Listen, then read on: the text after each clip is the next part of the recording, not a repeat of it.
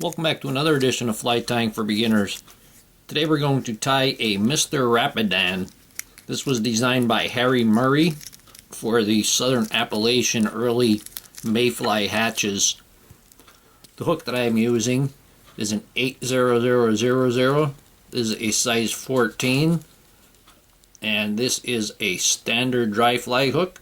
Green Caddis Outfitters, greencaddis.com. You can tie this fly in sizes ranging from 12 to 18. I'm going to use a tan thread. So this is almost brown, but this is the closest I have. And this will be fine. Going to attach the thread behind the eye. And this is going to be a traditional pattern. And we're going to come back halfway and we're going to move it forward half of that. And that will be our wing placement. For our wing, I'm going to use EP fibers, silky fibers, and this is yellow. The original pattern was tied with yellow calf's tail, but I don't have any yellow calf's tail. I have every other color. So I'm going to take my EP fibers, and this is really silky thin stuff, and if I twist it, I want that, when I twist it, that rope there is going to be about 1/8 of an inch. I'm going to take those EP fibers and I'm going to fold them in half over the thread. And we're going to bring it down right on top and snug that first one pretty tight. Then we can divide them.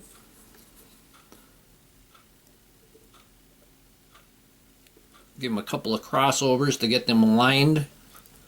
And you can see they're pretty much aligned there. Then I'm going to take the thread and I'm going to go around each wing a few times. It's actually better if you have it in the up position when you're going around the wing. You have less chance for your thread to slip off.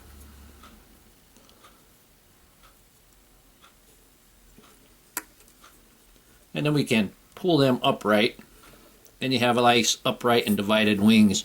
Now you get a lot of strays there. Just put a little bit of moisture on your fingers.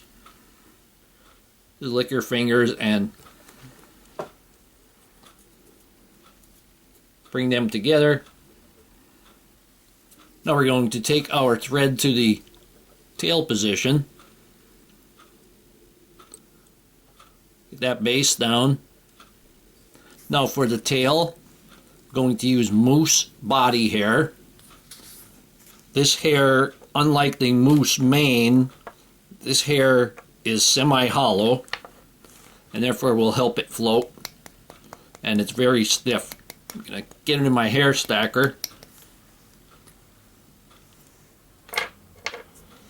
And we're going to pull them out.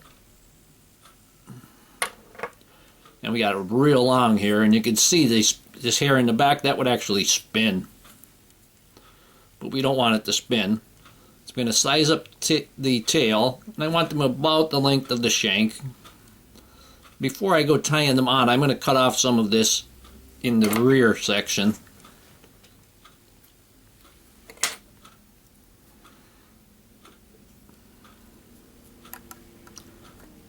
Place those butt ends right between the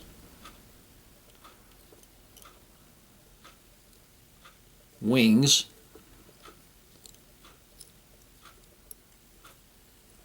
And secure them.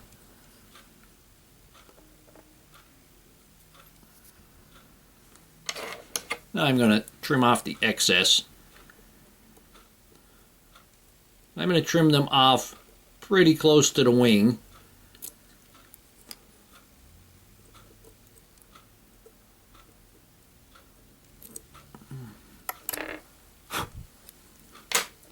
I'm going to tie the rest of that down. Try to keep it right on top. You can see it was rolling on me there a little bit. And what you can do to prevent that is just put a speck of super glue on your base thread before you go putting these on. And I'm going to bring that back to the rear. Put a wrap under the tail just to keep them straight and up.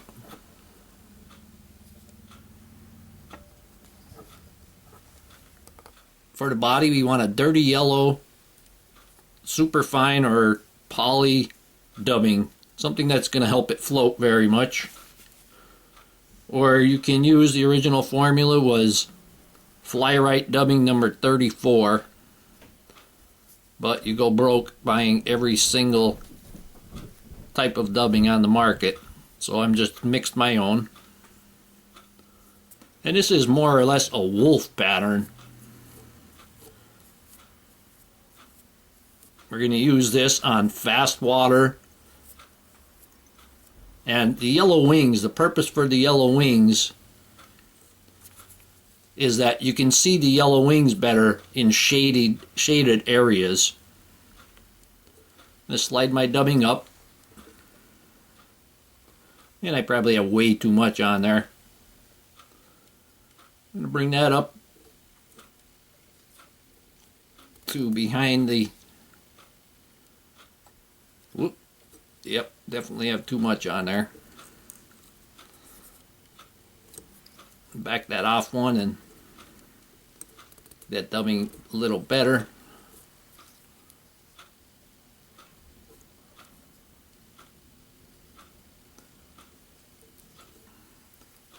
Once again, that's why it's better to use too little dubbing than to use too much. There we go, and we get that nice. I'm gonna wrap that little bit, that last little bit in, because we're gonna want a couple of wraps of Hackle there. Now for our Hackle, we want a Grizzly and a brown Hackle. But I have a Grizzly and a Grizzly brown. I'm going to place these Hackles with the concave sides together. You can see I gave them the haircut. I'm going to tie them in, and I'm going to leave a couple of the crew cut barbs exposed, so I could leave a little bit more than a couple because that's so long. We're going to tie them in tight right in the middle, right between those wings. Come up forward and wrap that in nice. And I'm going to put a base of thread in front just to get the diameter more similar to the diameter in back of the wing, so we don't have a big step there. And I'm going to leave my thread a little bit away from the eye. Now these are saddle hackles, so I can take them both at the same time. And you can see that first wrap, first half of wrap, there was no hackles shooting off. And therefore we don't have any hackles shooting towards the rear. And we're going to wrap this in, wrap it nice and close to the wing. And you can see I'm moving this hackle already, so I'm close enough to the wing right now. I'm going to grab the wings like always, and I'm going to back that off there a little bit. They're separating. I'm going to grab the wings, and I'm going to rub the hackle against the wing to make sure that we get that this side here in full. I'm going to put a couple of wraps on there. This is a heavy water fly, so you want a decent amount of hackle on there.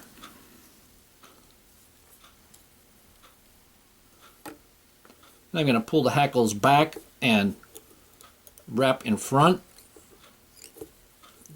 I'm pulling them back to wrap in front for two purposes: to get the hackles away from the eye, and also to lock in the hackle.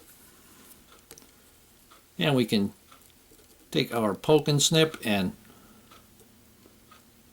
remove those hackle. And now we got a lot of them pointing forward. So what we do when that happens is we take our half hitch tool, put in a double half hitch, Put that half hitch tool right on and push those hackles back slightly and give it that half hitch. And give it a couple of them if you need it. So, and now we're going to finish off the head.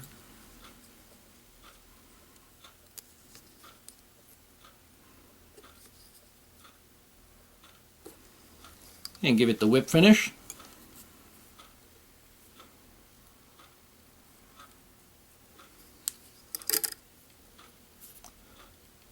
Got a wild hair in my thread there. There we go. Give it a 3-turn whip finish. That'll be sufficient. Pull that up tight.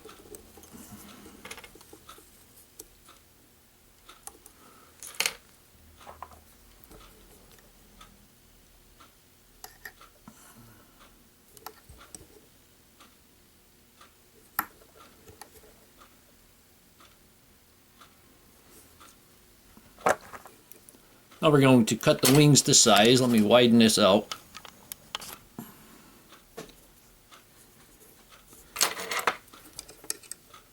Now I'm going to draw the wings together.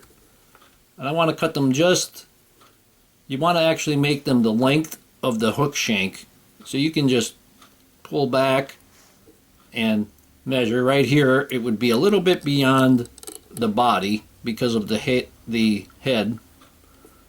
We're going to cut them at a downward toward the rear angle. And here we have Harry Murray's Mr.Rapidan fly. Hope that you learned something from this video. Hope you would subscribe to my channel. Please refer me to your friends. Leave comments, questions, suggestions. And most of all, thank you very much for watching my videos.